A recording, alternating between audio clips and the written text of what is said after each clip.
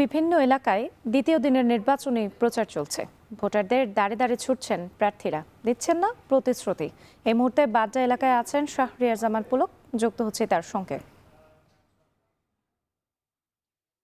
পুলক, আপনার কাছে জানতে চাই, এখন পর্যন্ত কোন কোন দলের প্রার্থী প্রচার শুরু করেছেন?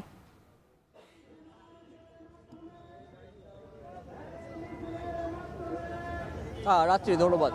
ত্রয়োদশ জাতীয় সংসদ নির্বাচন ঘিরে ঢাকা উত্তর সিটি কর্পোরেশনের যে আসনগুলো রয়েছে সেগুলোতে কিন্তু প্রচারণার কাজ ইতিমধ্যে শুরু হয়ে গেছে। আর যারা প্রার্থীরা রয়েছেন তারা কিন্তু সকাল থেকে বিভিন্ন জায়গায় প্রচারণার কাজ চালিয়ে যাচ্ছেন। এর পরিপ্রেক্ষিতে আমি এখন বর্তমানে ঢাকা 11 আসনের যে বাড্ডা, রামপুরা এবং ভাটারা যে এলাকাটি রয়েছে সেই এলাকাটিতে আমি রয়েছি।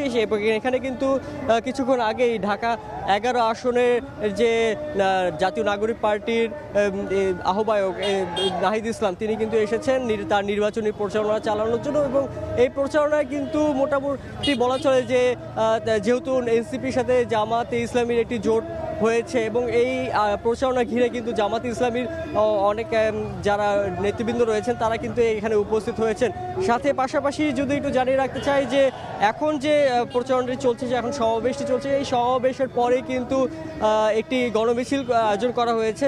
এই মিছিলটি মূলত এই ভাটারা থানার সামন থেকে শুরু করে রামপুরা পর্যন্ত যাবে এবং নাহিদ ইসলামের পরবর্তী কর্মসূচি হিসাবে এখন পর্যন্ত যে দুপুরের আগ পর্যন্ত এই কর্মসূচিটি চলবে, গণসমাবেশের কর্মসূচি। এরপরে কিন্তু তিনি রামপুরা উত্তর যে ওয়ার্ড 22 নম্বর ওয়ার্ড রয়েছে সেই 22 নম্বর ওয়ার্ডে কিন্তু তিনি মাগরিবের পর্যন্ত প্রচারণা চালাবেন। অর্থাৎ আজকে যেহেতু শুক্রবারের দিন সেখান থেকে একটা প্রচারণা চালানোর কথা রয়েছে। এবং যদি একটু জানিয়ে রাখতে চাই, এই ওয়ার্ডে কিন্তু বিএনপির থেকে ধানের শীষ মার্কায় ডক্টর এম এ কাইয়ুম কিন্তু দাঁড়িয়েছেন এবং তিনি কিন্তু আজকে প্রচারণা চালাবেন এবং সকাল থেকেই কিন্তু তিনি এই প্রচারণার কাছে কিন্তু নেমে পড়েছেন এবং বাদ-জুমা তিনি মধ্যবাড্ডা আদর্শনগর একটি কম্বল বিতরণ কর্মসূচি পালন করবেন। এবং এই পরিপ্রেক্ষিতে মূলত আজকে যেহেতু জুমাবার এবং পাশাপাশি আজকে সরস্বতী পূজা এবং এই দুই ধর্মীয় উৎসবকে ঘিরে কিন্তু এই যারা প্রার্থীরা রয়েছে তারা কিন্তু বিভিন্ন উপাসনালয়েও কিন্তু যাওয়ার কথা রয়েছে। তো রাত্রি আমার কাছে ঢাকা 11 আসন থেকে এই ছিল সর্বশেষ। রাজধানীর বিভিন্ন এলাকায় দ্বিতীয় দিনের নির্বাচনী প্রচার চলছে।